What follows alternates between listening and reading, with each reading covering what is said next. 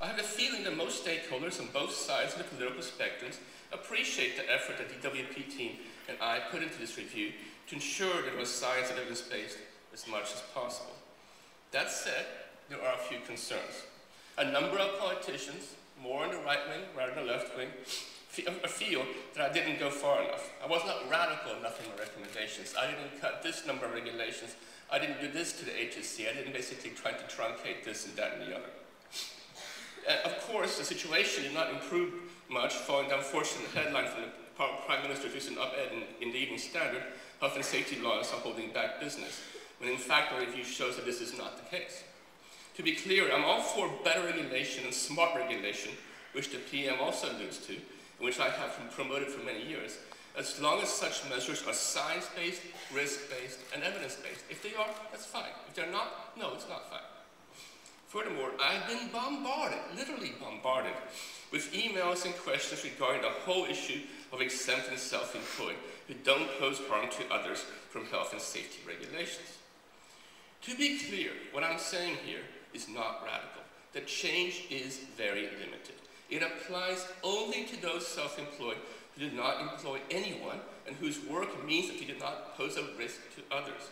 An example would be a novelist writer, J.K. Rowling, or a web page designer. The HSC would be very unlikely to prosecute a self-employed person in that position who injures themselves. If Rowling trips over her basically printer wire, Jeffrey Podger won't be there and prosecute her. I can assure you. I asked Jeffrey in the past, and he said, has never happened, and my friends, it never will. This was confirmed by HSC in their evidence. Sectors such as agriculture and construction will continue to be covered, as will all small businesses.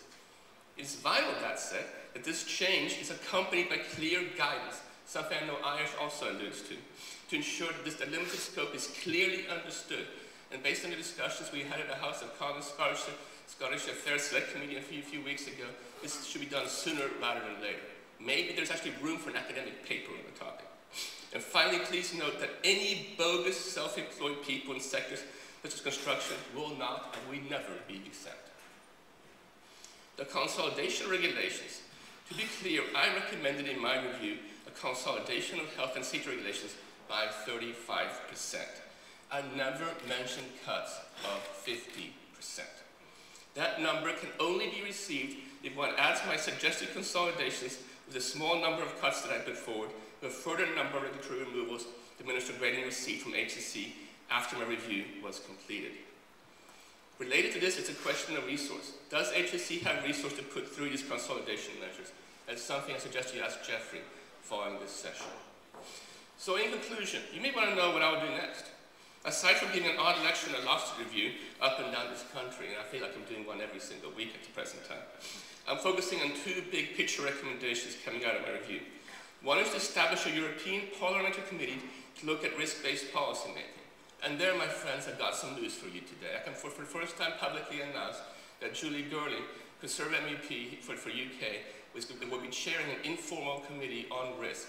We're hoping to have that informal committee on risk starting to work in mid-September. We're also hoping to have a launch of this committee at the end of June. That's something that, when Subhash actually alluded to, IOSH will be heavily involved in the launch as well as in the committee. So I'm looking forward to working with you all on trying to promote risk-based, evidence-based, and science-based policy in Europe vis-a-vis this informal risk committee in the European Parliament.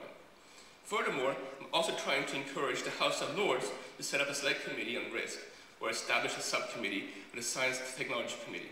And that's something, my friends, I need your help on. We haven't made much progress there. Please go lobby your fellow House of Lords friends that we need such a committee. We need to have a discussion on risk and evidence-based policy making here in the UK as well. On that note, I thank you all for coming.